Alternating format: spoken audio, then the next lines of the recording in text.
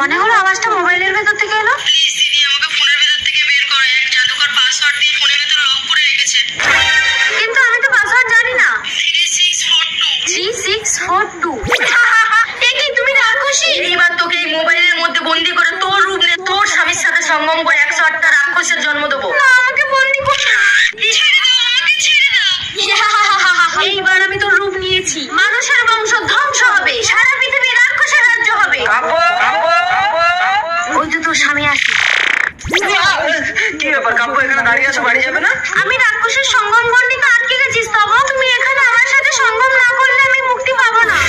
এই ফাঁকা রাস্তায় সেটা কি করে সম্ভব কাব্য? তুমি গণ্ডির ভেতরে ঢুকে আমাকে স্পর্শ করলে কেউ আমাদের দেখতে পাবে না স্তব। তাই কই দেখি।